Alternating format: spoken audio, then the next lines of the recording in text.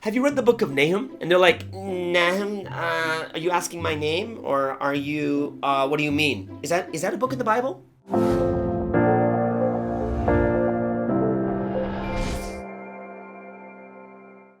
Hey guys, how's it going? Welcome to Espresso with Sky, giving you a fresh perspective on faith, life, God, and the Bible. I am Pastor Sky, and over here are my two sidekicks. If you haven't done so, go ahead, subscribe, like, hit all those crazy buttons. But the most important thing is leave a comment below. Would love to hear what you think about today's topic so we can have an honest conversation.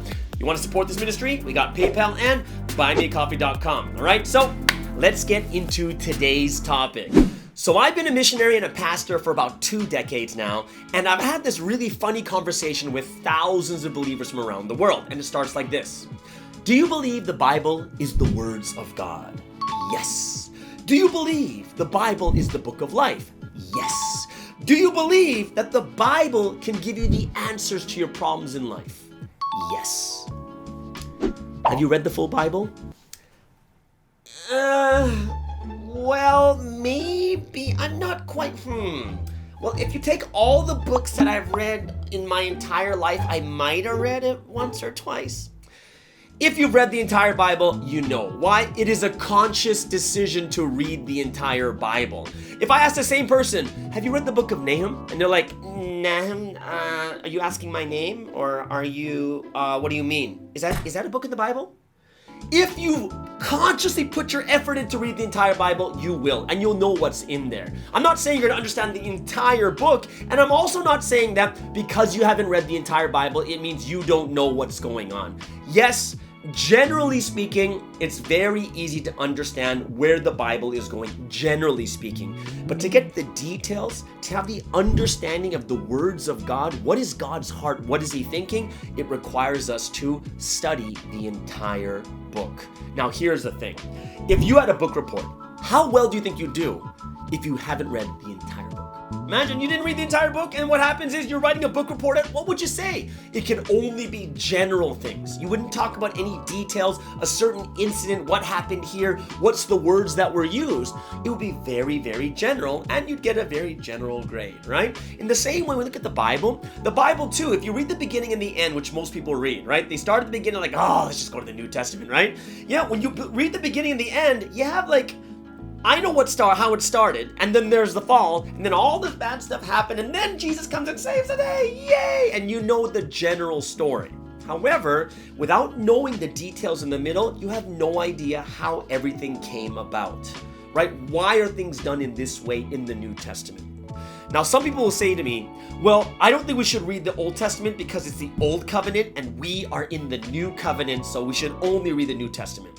Well, if that was the case, if this was really true, that the Old Testament no longer matters anymore, then number one is, why would the New Testament quote and reference the Old Testament over 300 times? And secondly, if it really wasn't that important, why would every person that goes to Bible college have to study the Old Testament and have to learn the language of the Old Testament? If it doesn't matter, they should just be studying the New Testament, but they don't. It all matters. If the Old Testament didn't matter, we should just throw that out and just say that's not the Bible. We should only study the New Testament. But the New Testament and Old Testament, they matter together. All right? So today, we're going to go over 3 reasons why you should definitely read the entire Bible. Let's look at the first reason, which is the Bible is God.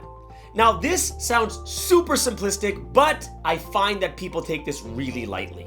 Think about this, guys. In the Bible contains the words of God. And in John chapter 1, verse 1, it says that the Word is God. So God is the Word. But when we read the Bible, we read them as just words and sentences and punctuations on a piece of paper. But we have to understand, this is God's letter to us. Now, today, we might not get that many letters, so let's just say it's God's email or God's text message to us. Think about this. Imagine someone you love, someone you're close to, writes a nasty text message to you. Just so nasty how much they hate you. How would you feel? You feel terrible that someone you know and love writes this nasty message to you and you feel it in your heart. Why would you feel it? Now, what if this person comes to you and says, come on, man, they're just letters and words. It's not real. The answer is you take it seriously, because when someone sends you the text, we're not looking at the words. We're looking at who it comes from. And if you look at the Bible in Matthew chapter 15, verse 18, it says, what are we defiled by? We're defiled by our words, because our words come from our heart. And that's why the things people say to us either hurt us or encourage and uplift us. Words are powerful depending on where it comes from. So think about this. Where do the words of God come from? They come from God. God is writing this text. God is writing this book to you. And when he gives you that book and you look at those words coming from God and you believe and accept those words, what are you actually doing? You are believing and accepting God himself into you because you know where it comes from. This is how important for us to know the Bible is God. It is his letter, his email, his text message, voice note, whatever you want to call it. It's coming from that person who loves you so much. And if you really understood that, just like you would take that text message from your friend really seriously, whether it was good or bad, we should be taking the words of God in this way too. And that is reason number one. The second reason why you should read your entire Bible is to grow your faith.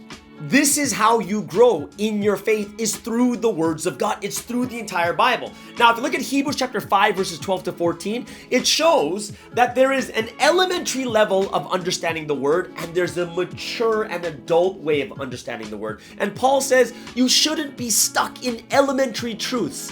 Elementary truths is bits and pieces. Yeah, I know there's a fall, this, and this, and then later on Jesus saves everyone. Oh, that's the whole story.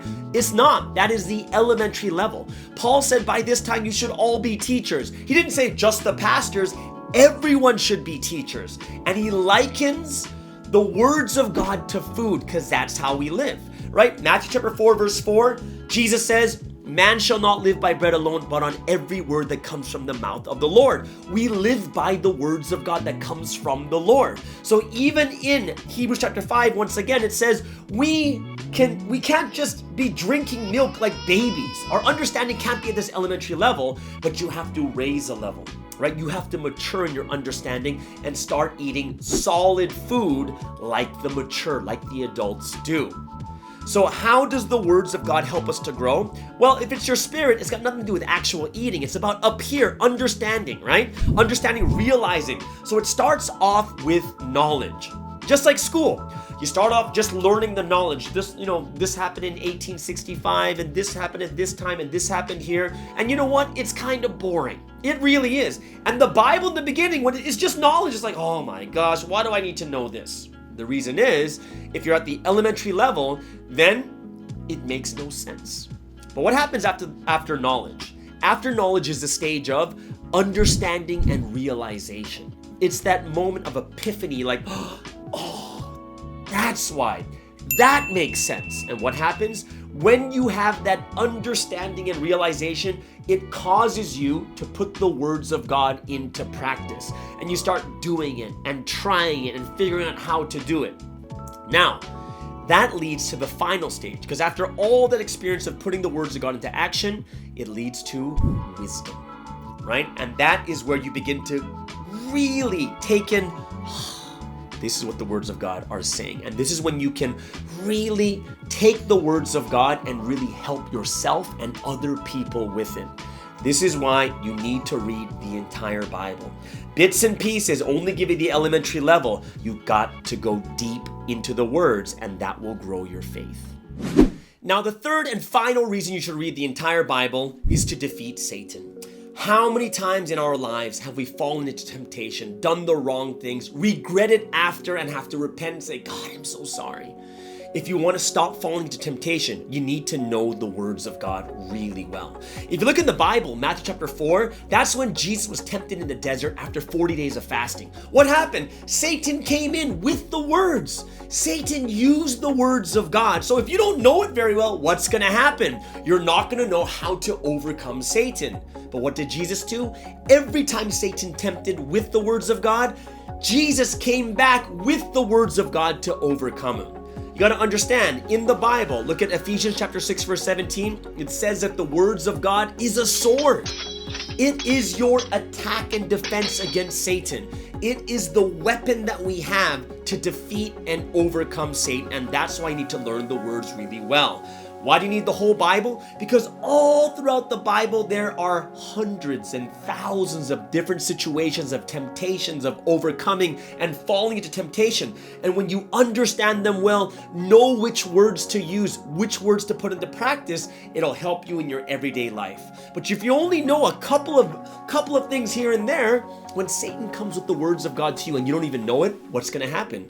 You're going to fall into temptation. And this is why we really need to understand the full Bible. I'm not going to say you're going to know it all at once, but we need to study it more and more, right? Read the entire Bible. For me, the very first time I read the Bible was when I was 19, went straight through it, and I read it, actually my first 3 times, I read it straight through just to get the basic idea, right? These big themes of the Bible. And then from the 4th time and on, I started looking at like the little details. Oh, what does this mean? Looking up words, trying to figure out what does it mean here. And of course, I had a great teacher too, right? So I hope that this is something that inspires you to read the entire Bible, especially if you're a person of faith.